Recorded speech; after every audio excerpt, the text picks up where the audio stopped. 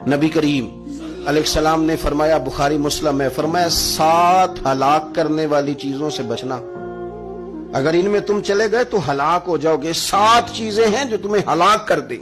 یا رسول اللہ صلی اللہ علیہ وسلم وہ کون کون سی؟ تو حضور نے فرمایا اللہ کے ساتھ شریک نہ کرنا، ہلاک ہو جاؤ گے۔ دوسرا نبی پاک صلی اللہ علیہ وسلم نے فرمایا جادو نہ کرنا، ہلاک ہو جاؤ گے، ہلاک۔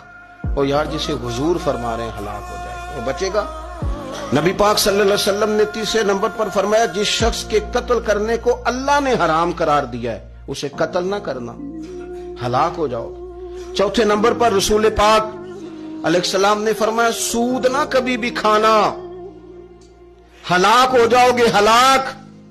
بڑی بڑی دلیلیں دی بینک والوں نے، بڑا سمجھایا تو حاجی صاحب مان گئے، محترم مان گئے، کہنے لگے نہیں جی نہیں، وہ کاروبار میں لگاتے ہیں۔ بڑے بھولے والے ہیں ہم، پتہ سارا ہے۔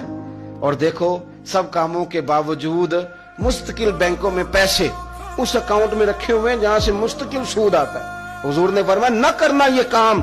تو کہتے میں سود پہ پیسے لے کے کاروبار چمکاؤں گا، تیرے نبی پاک نے تو فرمایا تو ہلاک ہو جائے گا۔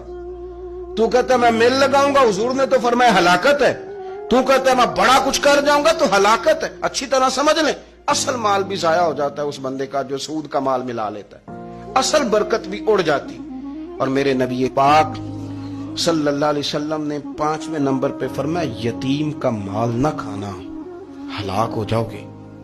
اور پھر 6 نمبر پر نبی پاک علیہ السلام نے فرمایا کفر سے جہاد ہو رہا ہو تو کبھی پیٹ پھیر کے بھاگنا نہ، ہلاک ہو جاؤ گے۔ اور 7ویں نمبر پر اللہ کے رسول نے فرمایا بے قصور اور بے گناہ عورت پر تہمت نہ لگانا، بلا وجہ بہو کے کھاتے نہ کچھ ڈال دینا۔ یہ 7 وہ چیزیں ہیں جو ہلاک کر دیں گے۔